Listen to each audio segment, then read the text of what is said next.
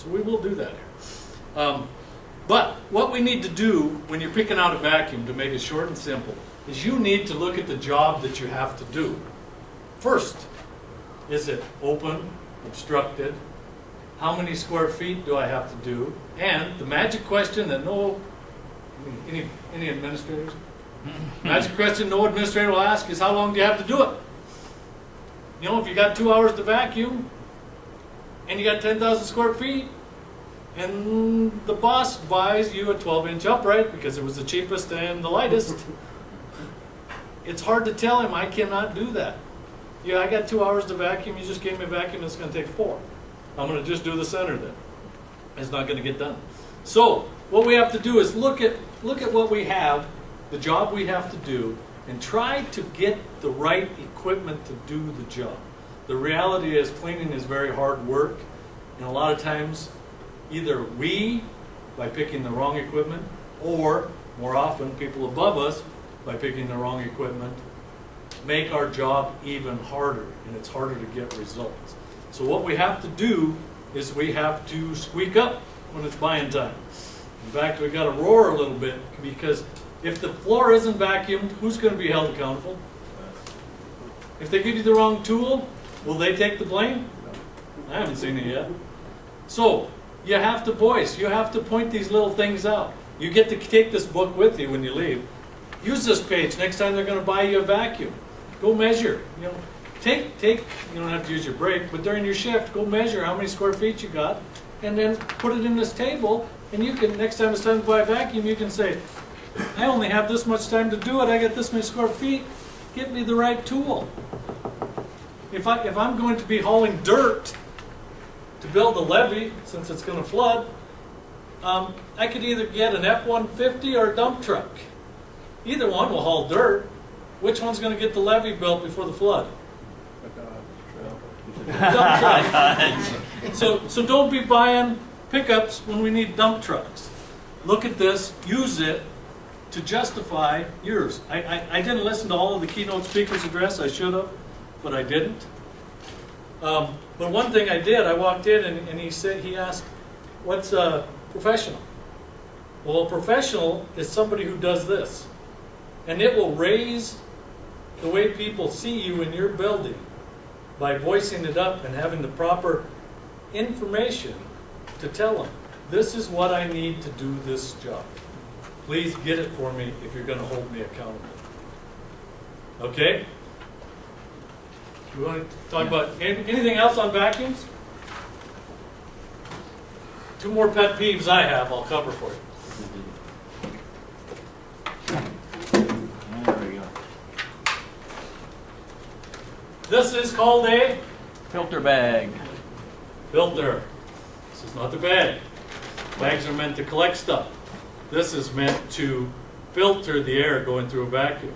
The way vacuums work is very simple. They suck dirt up through them, they run it through a filter, and the filter collects the dirt so clean air exits.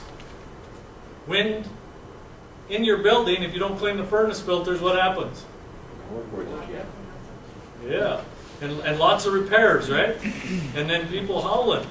Same thing happens to your vacuum cleaner. If the filter isn't changed when it's dirty, the vacuum ceases to work.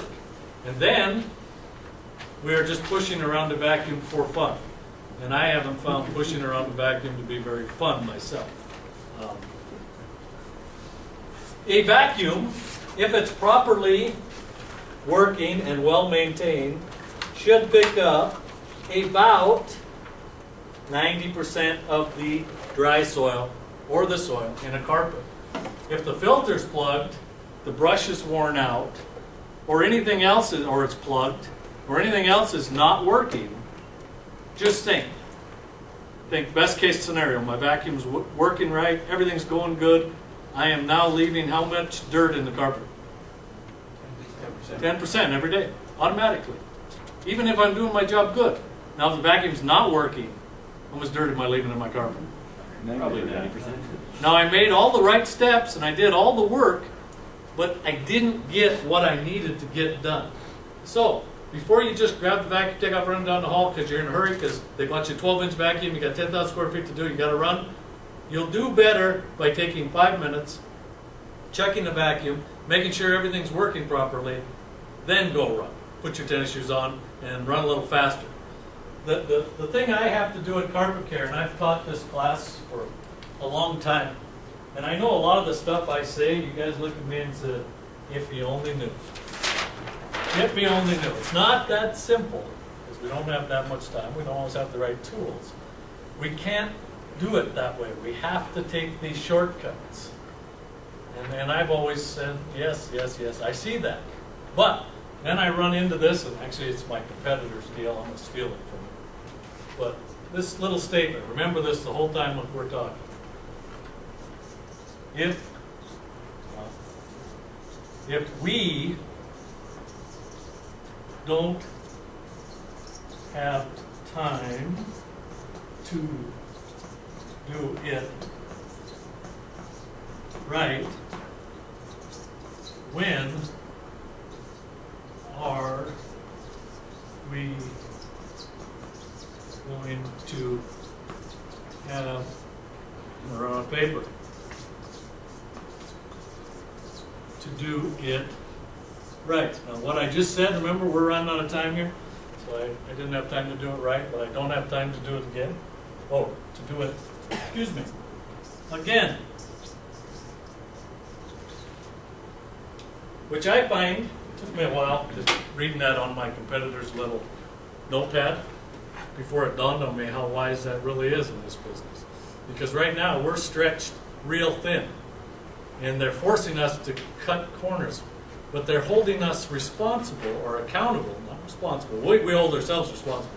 They're holding us accountable to do this. So we have to do things right, but we have to do them smarter. A lot of that starts with getting the right tool and having the right equipment and making sure it's running properly to get that done. Okay, let's jump in. How many specifically walked into this class to learn how to take stains out of carpet? You're excused because I don't know how either. I can show you how to take spots out of carpet. The difference between a spot and a stain is about 72 hours is what I found. If you leave it in there about 72 hours, it has now become a stain. So what does that tell us? That tells us once again, here's how it works. We walk in, we're vacuuming. It's a brand new school year. Let me hear it from schools. Raise your hand. We've got a pretty good audience. You guys, the rest of you will have to picture you work in a school. Because schools get to clean house in the summer and start with a brand new building in the fall. It's a neat deal. You don't all have that. But we just cleaned all the carpets. They look good. Or they replaced some. They look even better. So we walk in. First day of school. We're vacuuming. We get to the kindergarten class. And somebody knocked their juice that they're not supposed to have onto our carpet. It's a small spot. I'm running hard because I got that 12-inch vacuum cleaner in my hand. And I got a lot to do. And I see it, and I think, okay, Friday I'm going to get that spot. Okay, I go do my work, come back next day, and somebody knocked a little bit of glue off this end of the table. Same classroom. You think, okay, I got that spot, and I got that spot. Friday, I'm going to carpet. This year I'm making a resolution that every Friday I'm going to spot clean my carpet and make time. Okay, Wednesday I come in. Oh, somebody had a birthday party. They had cake. They had stuff ground in. Now I got 4 or 5 more back in the corner. The teacher was nice. She concentrated in one little area for us. But I got 4 or 5 spots back in that corner now. Okay, pick it up. I think Friday. Can't wait till Friday. This carpet was brand new and it's looking pretty bad now. Thursday I come in and somebody had an accident at the kindergarten. They raised their hand. Teacher didn't look right away. Too late. They needed to go now. So they blotted it up for us, and then they did what? The teacher said, I should tell somebody, but she's in a hurry too because she has a lot to do. So what does she do? She finds the garbage can and puts it on there, right? Isn't that how we know when the big spill happened in a room, the garbage can moves? So we always have to look on the garbage can because we know if it moved, that's where the spot's going to be. So now, it's Friday. I've had a long week. First week of school, there was a bunch of extra projects to do. I get done with my work. I got 10 more minutes to put my stuff away and clean it up, but I haven't. Did what? Clean the spot and carpet. So, my resolution to do it every Friday did what? I got to clean that carpet at Christmas break anyhow, right? Back to what I wrote the first time. So how should we do it? We need to treat these things as they happen, which is on a daily basis. Once again, every time I say that, and a couple of you already did it to me, I'm afraid to look when I say that because it says, you say, he doesn't understand. I don't have time to do this every day. But think about it. Do I have time to clean this first spot, take 3 minutes that day? At the most. Probably. It might mean I have to pick up the pace with my 12-inch back, but I have time. But by the time I get the second spot, do I have time to do 2 in each classroom? Now I'm pushing it. Do I have time to do 3? No.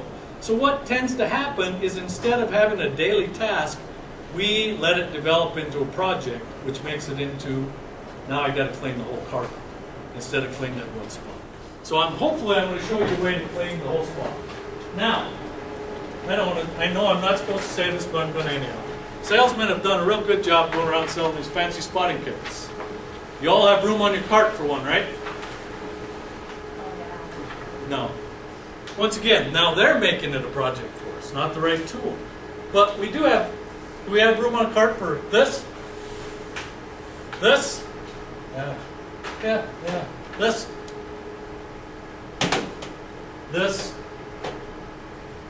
This, and this. We got room for 4 things, or we should make room, or get a bigger cart. One or the other. That's what we need for a spotting kit. More than likely, somebody come by and they said, I got the greatest spotter in the world. It'll take out 95% of what it does on your carpet. Once again, you got to think, 95%, which leaves what? 5% I'm going to leave in there. What they don't tell you is, if it doesn't get it, it's yours forever, because they've just set it for you. So, be cautious of those things. There is no miracle. That's why I have more than one thing. First one is gum. When I went to school, if you got caught with gum, they stuck it on your nose, in your hair. Went to Catholic school, so there's a couple years, a ruler came into effect when you had gum in your mouth. That taught you not to bring gum to school. But they don't do that anymore. They allow them to chew gum, candy. So more than likely, it's no longer stuck under the table because they ain't afraid of getting caught. They just spit it on the carpet, and then it got walked in. So you need a good way to take out gum. I recommend using this freeze spray. It's kind of quick. It's fun to use. When I say fun, I had a kid. He was 2, my son, when I first started this job. He's a lot older than that now.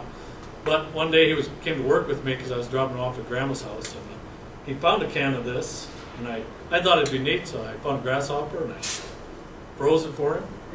He said, well, I didn't have no more freeze spray by the time the day was over. He had fun. So it is kind of fun if you're bored, you can play with it a little bit. But very simply, piece of gum, piece of tar, piece of wax, something in the carpet's not supposed to be there. You've already vacuumed because that's how you found it in there. So you grab your freeze spray when you get to the room, you give it a good blast, it hardens up, and then you get a tool. This is a bone tool, but a teaspoon works. You come by, you pop it off, and then you give it a little rub to knock any of the dry stuff off. Now you can pick it up there, or you can kind of grab it and wait till next time you vacuum. But it will unfreeze, and then you'll be in trouble, so you probably want to get it up before it thaws and get it out of there. It's real simple. There are other chemicals to use. There's the limonene-based products, which is citric solvent. All I'll say is they work, and then I'll put in the secondary part. Your carpet is held together by glue.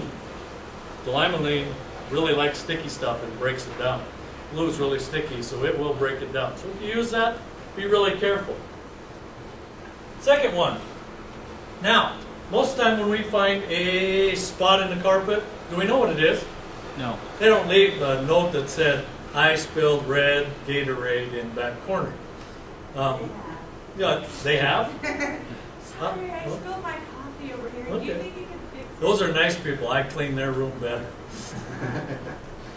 The ones that move the garbage, I leave them surprises. If I'm running short of time, of course, but I'm trying to do my best. I just ran out of time before I hit there. But most of the time, we don't know what the spot is. So there's a simple formula so that we don't set the spot and make it a stain ourselves.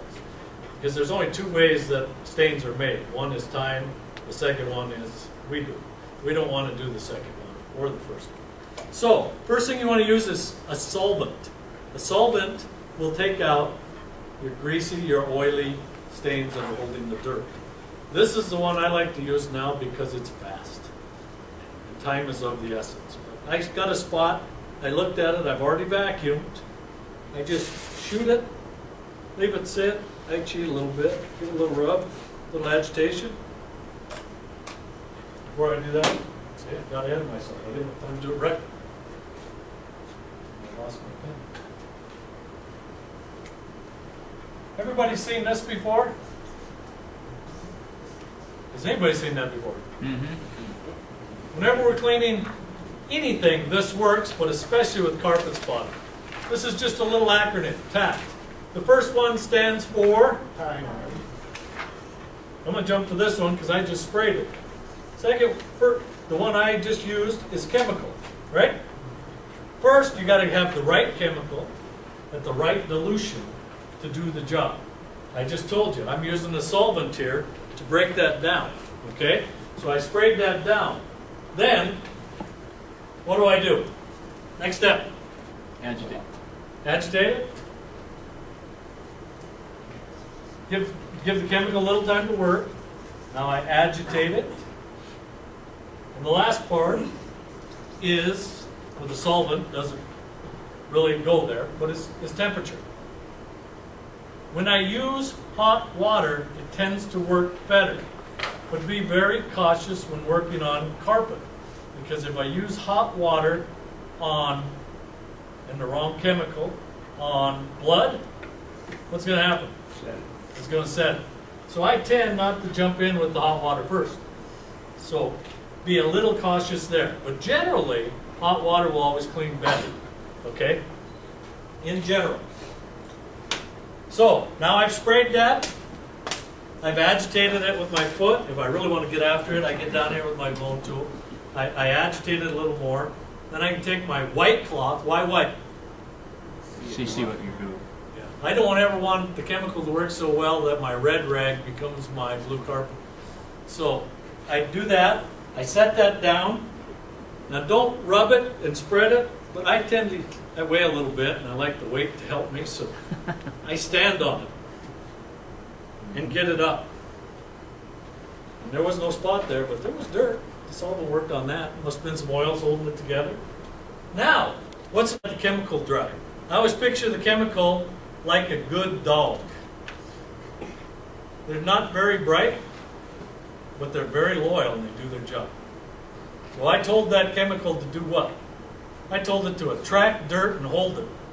And then I left it in the carpet. And it's been laying there until I get it out, and it's just going to keep attracting dirt and holding it. That's why my red spot, after I cleaned it, 3 days later turned into a gray spot. 2 weeks later turned into a brown spot. 6 weeks later turned into a black spot.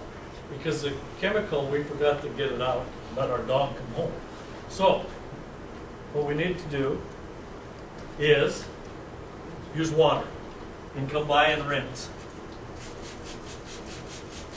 And to rinse, you're not, with a spray bottle, you're not going to get that carpet that wet. Use enough water to get it going. If you can do this, and it suds up like that, it means you missed like I just did. You got to go more to the side.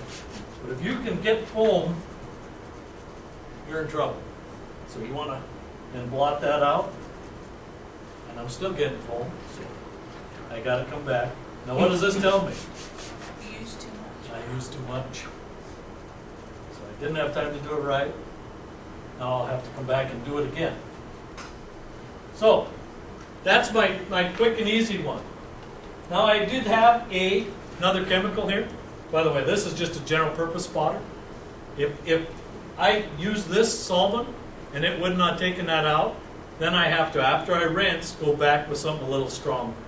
But most of the time, that will take them out, especially if they haven't been there too long. But if I have to, a good general purpose solvent will do it. For the accidents that happen because the teacher didn't see the little kid raise their hand, didn't let them go to the bathroom and fast enough, you'll need something else. It's not enough to clean it, because anything like that sits in the carpet will begin to gather a lot of friends, bacteria and whatnot, which will make it stink real fast. So you'll need something else. For that, you want an enzyme product that you can put in there. Now, when you use an enzyme product, it's a little different. You don't get to do the same procedure. They work over time. So if you have urine, pet problems, vomit in a carpet, you will have to treat it differently. This is the one time I would say it's okay not to rinse it out. This only works while it's wet. Once it dries, it goes dormant. So what you'll have to do is apply it, leave it sit, and maybe come back and rinse it out with a chemical the next day to get it back out. In fact, if it's a real bad problem, you'll have to put a damp towel over it and leave it sit so that this has a chance to work. And if you do that, this is amazing stuff. Another story about my son, as long as nobody knows him here. When he was about that same age, he found the freeze spray. We were going on vacation, and we lived in Glendive, which is a nice warm place. And he went to bed, but he didn't want to tell us. So he was old enough to get up, dress himself, pull the blankets up, and we left on a weeks-long vacation. We got back, that room didn't smell so good. The mattress was only about a year old. We didn't have a protector on it, so it was kind of a mess, and my wife was a little upset. I was new to this business, and I thought, they said this stuff will work. And I took it, and I poured it on there. I laid a wet towel over there, and I thought, I'm going to buy a new mattress. But the next day when I pulled that off, the stain was gone. It had just eaten it, and it was gone. Rinsed it out, so it does work, but it needs time to work. It's not an instantaneous thing. If you just treat it and go, you're in trouble. And the problem with most of those urine or whatnot, or pet problems, is they don't pee in a spot this big. It's not like a cow. It's a little spot, usually, but it hits the back of the carpet and does what? It goes. So usually when you use this, you have to do it pretty liberally. You have to wet the whole area down that it could have went. And the bigger the animal, the bigger the child, the bigger the spot. So you have to treat it and then leave it sit. Last thing I'm going to throw in, it's new technology on the market. I'm going to be pushing this.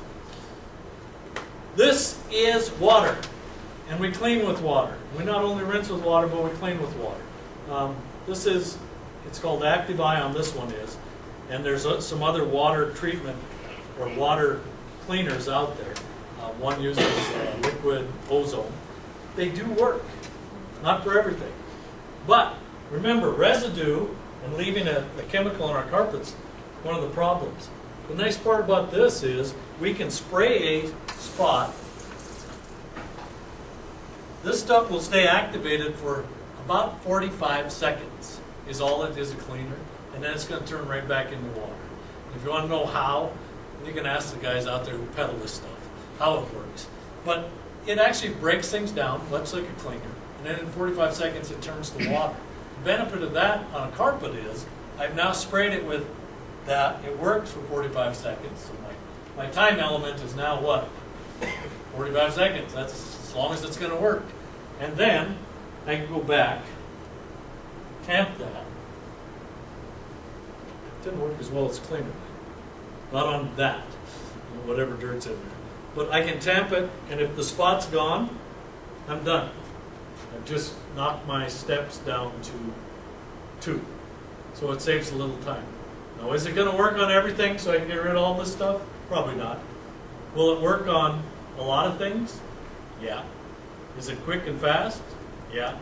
So it's probably, if you're looking to save time, not a bad program to go to.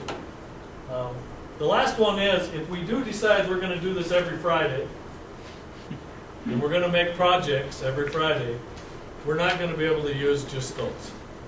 That's going to take too much time. So you make these neat little spotting machines that you can fill with water. Grab your chemical, spray them, agitate them, leave it sit. Just keep spraying and agitating, hopefully remembering where they all are, or take a little piece of paper and drop one every place you do it.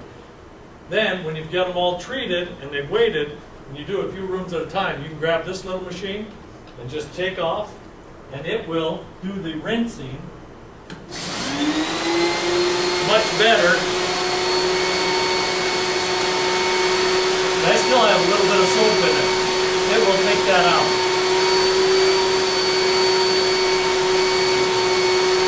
The other thing they are very good for is if you have people around during the day in your building when people are spilling things, if they will let you know that it's spilled, all you have to do is grab this little thing, keep it loaded with just water, no chemical, go to wherever the spill is, and immediately get it out before it sets up, before it dries at all, and most of them will come out that fast. If they're nice enough to call you when they spill it, you wouldn't have a spot or a stain. You could get them all. I've taken Kool-Aid, big thing of Kool-Aid, on a tan carpet, and I got on it with an extractor right away, and it was gone. When I mean right away, not everybody has the luxury of selling extractors, so you happen to have one in the garage when your child spilled the Kool-Aid on your tan carpet. But if you can get them right away, that works really well. Did I cover everything we needed to cover on spotting? Everybody understands this? Yep. You know, and as simple as that is, there's two things I learned 20-some years ago that I use every day in cleaning, is this and the pH scale. And if you don't understand the pH scale, I think we have another class that will cover that, because I don't have time to go over it. But those two will get you where you need to be. So now, daily carpet care. We vacuum and we spot clean. That's every day. Then, what do? We extract. How often? Every 2 months. I'll give you an A. Okay, we're going to have a vote here. How many here extract every 2 months or more often? Raise your hand. How many do it once a quarter, or 4 times a year? Doing good. How many do it twice a year? How many do it once a year? I'd say in our industry, that's the average. How many don't do it at all? Okay. You're in the wrong class. Or maybe in the right one. What happens? How does dirt come in? Remember, our vacuum cleaner, now that we know we're using the proper one, and it's maintained well, and it's picking up at peak efficiency every day we're using it. How much dirt are we picking up? 90%. So how much are we leaving behind? 10% every day. Now we do it for 365 days. That's a lot of dirt. And so what we do is we bring in our extractor, we put some hot water in it, we dump some cleaner in it, and we wonder why it didn't come clean. Because that's a lot of dirt. It ain't going to come clean that quick. What I recommend we do is put another step into our cleaning program. And that's what we call the intermediate care step. If you go to your book. Intermediate just means in the meantime, or I like to think of it as between extractions. I have yet to find a cleaning program that will work without an extractor. I just don't know of one. There are some people who say they know of one. They might convince you, but myself, I don't know of one. You have to extract. Somehow, you have to get the heavy stuff that's way down at the bottom of the carpet. You can't just keep cleaning the top. When you picture these in-between extractions, what we're trying to clean is for appearance and to get the dirt before it gets to the bottom of the carpet.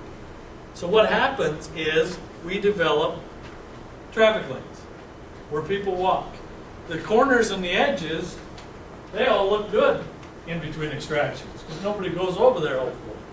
Normally, I hate to tell you, if there's a mess in the corner of the edges, who put it there? Cleaning guy.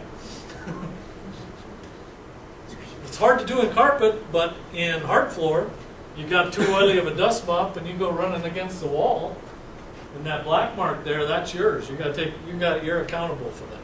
Well, in carpet, it's much the same way. If we have machines that aren't picking up or throwing water, especially if we're bonnet cleaning, we get the carpet too wet and we're throwing stuff into the corners. Remember, we're throwing our dog over there and we're giving him direct orders to attract dirt and hold it. If you leave it over there, he's going to do just what you told him to do. So a lot of times, edges and corners are ours. So what I tell you in the intermediate step, let's stay away from the edges and the corners. Let's go get the dirt where there's dirt. How many people here are fishermen? Oh, the rest of you must just want to be fishermen. Because there's only two types of people in this world. Well, there's three. Those who have never been shown how. Fishing is the greatest recreation, or as my wife says, waste of time that anybody's ever found.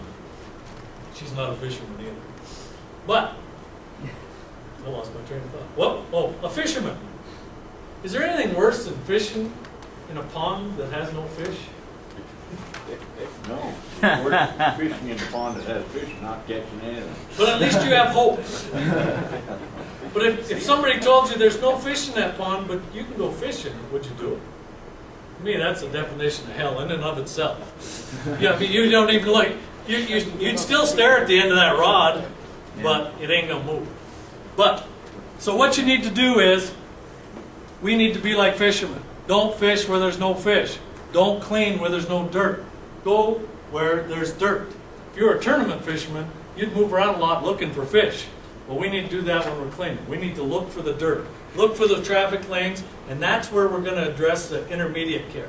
We are not thinking we're going to clean that back corner or that back corner. We're going to clean where they come in the door and where they go down these aisles. That's what we're going to focus on. There's a few ways to do it.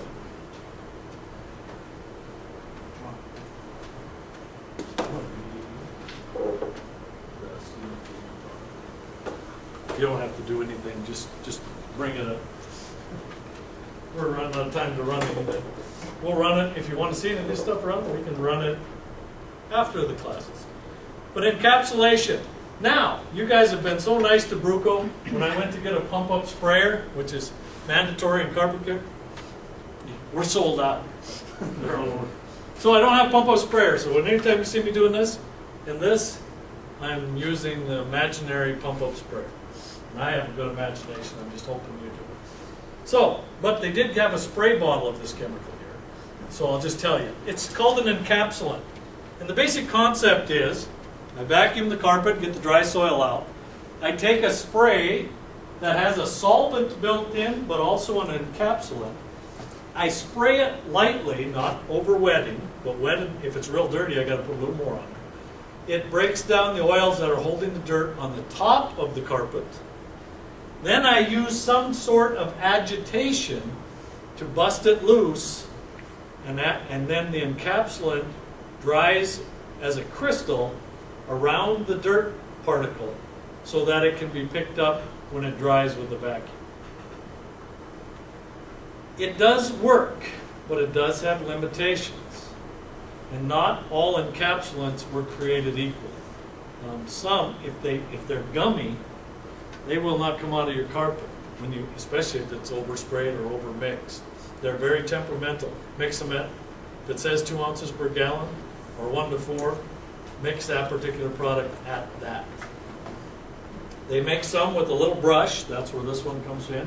That's more of a spot cleaner. If you're going to do a large area like walkways and whatnot with an encapsulant, you want to take up your pump-up sprayer, mist it on, let it work, get a machine that will scrub. This happens to be a dual brush pile lifter. They work really well, the old ones I used to use. Brushes turn this way, so they scrub the fibers on both sides and they stand it up. But you need some sort of agitation. Then you just let it dry, which it will be in 15 to 20 minutes. Come back with a vacuum cleaner and pick it up. Do you have to vacuum it right away? You should vacuum it right away. Not everybody does. If you don't have time, you can vacuum it the next day. But if you get 200 kids coming through the library every day and they all use the same path you just did, they're just going to pound that encapsulant down to the bottom of your carpet, and then it's going to build up. And there will be no way to get out. So that's one way to do it. The second way is an old way. And a lot of people, how many run extractors here and still tell people they shampoo the carpets? I do. Because shampoo was how we used to take care of carpets. When they first had carpets, that's how we cleaned them. It works the same way as encapsulation does. It has solvents built into it that attack the oils that are holding the dirt. Then we use a brush. This one we can pass around. This is a carpet brush. To scrub the carpet and loosen all the soil. These little cuts in here, it's kind of neat because I wish we had time to run it.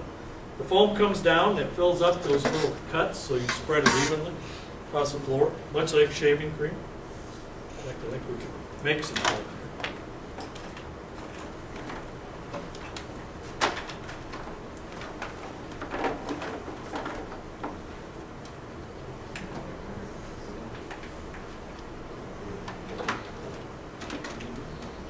But very simply, it has a device on a floor machine that does nothing but makes foam.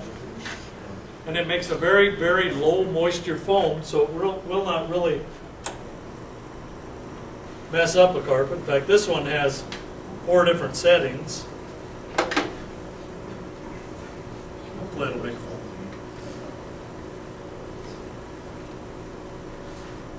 They told me there was cleaner in there. I'm guessing there's water in there.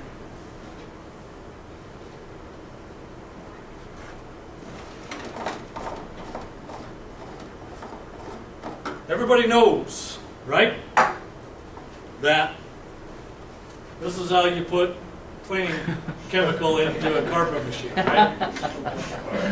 Yeah, you're laughing, but I know half of you did it at least. Where's that measuring cup? Go get, oh, never mind, I got it. This one's nice, it comes with a little measuring cup. So, I just go to the little line in there.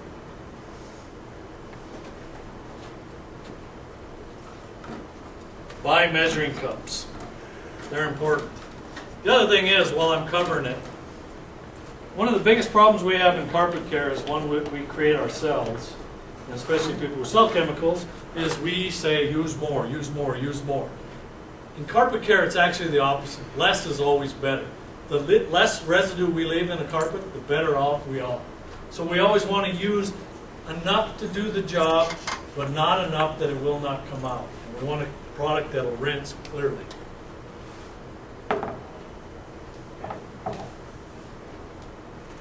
Didn't you say 10:30? 10:15. It's more than 5 on our clock. Okay. Might have to figure out why we're not getting foam sometime.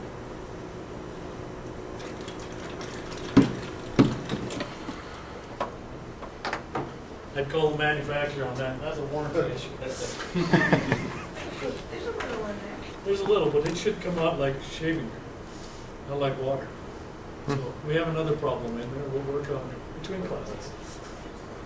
But what that does is it goes over the carpet, it scrubs the surface of the carpet, and just like encapsulation, it holds the dirt, and then you let it dry 15 to 20 minutes, half hour if you're in Georgia, and then come back and vacuum the carpet, and it comes up. This one you do not want to wait till the next time you vacuum. It leaves a little more chemical in there, and if they pound it down, you'll need an extractor to get it out. The third one, interim cleaning, just to go together, is bonnet cleaning. This is a carpet bonnet. It's just like a floor pad. It runs under a floor machine just like the foam does. But it's used a little differently. With this, you have to be real careful. In fact, most carpet manufacturers say don't use this anymore. They don't say don't use it because it doesn't work. They say don't use it because it's very easy to misuse. Since what you're going to do is apply chemical to your carpet, put this under, and spin it across with 100 pounds of pressure on there. Imagine if you use not enough cleaner or too much cleaner, what happens? Or don't flip your bonnet. Instead of picking up the dirt, you're just driving it into the carpet, and you're adding a carpet cleaning chemical and water and dirt, which, as far as I know, makes some sort of slurry that when it dries is a little harder than concrete. And it's, once you do that, it's almost impossible to get out. So with bonnets, you have to be very, very careful. Spray an adequate amount of cleaner on the carpet. Pre-spray your bonnet. Go till it's dirty. Flip it. Go till it's dirty. How many bonnets will you need to do this room? It's fairly clean. Probably only 10. So that means you're flipping this 20 times. The reason this gets abused is I don't want to flip it 20 times, or I only got 8 bonnets. So I make it work. And it doesn't always work. So it's kind of a technology. People who do it and do it often and do it well, it works really well, leaves carpet looking really nice. But most carpet manufacturers say, not on our warranty. We will not warranty if you do it. So, there is another system out there that gets rid of part of those problems. This one's made by Tennant, and it's called Ready Space. It uses 2 rollers, like a paint roller, that act like bonnets. But instead of putting chemical down, you just run the machine with just water in it. Instead of spraying water onto your carpet, which takes a long time to dry, the water is sprayed on this bonnet, and this bonnet attracts dirt. So what I'm doing is I'm wetting my rollers. They're turning just like the pile lifter did this way. So they're scrubbing both sides of the fiber and standing up the carpet. And then I'm spraying my solution and sucking the dirty water off as it comes around. So my concept is I'm actually cleaning the rollers, but the rollers are picking up the dirt, and then I'm taking the dirt off. They look like paint rollers, but they work the exact opposite way. Instead of applying something, I'm taking it off. And it's a nice, simple way to clean that leaves the carpet dry in about 15 minutes. So it's real simple.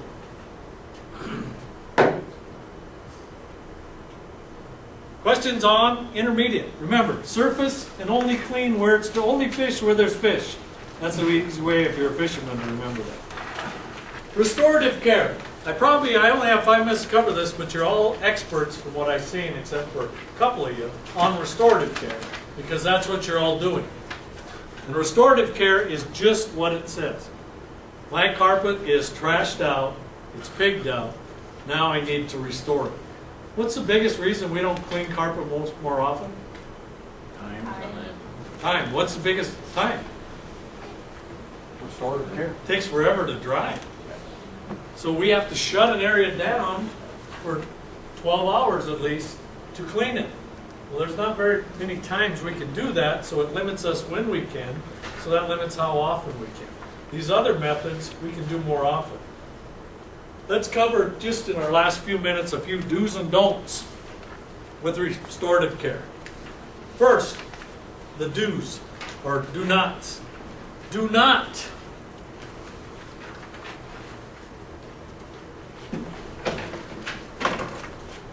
add your carpet cleaning chemical to your extractor.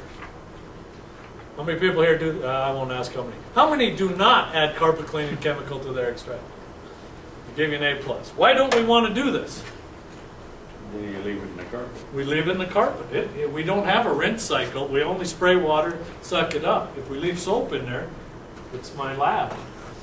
It doesn't know when to quit. So I actually had a school where they got brand new carpet, and I said, now is a good time to update your carpet cleaning program and get your big enough extractor to do these 20,000 square feet hallways. He said, well, we'll do that next year.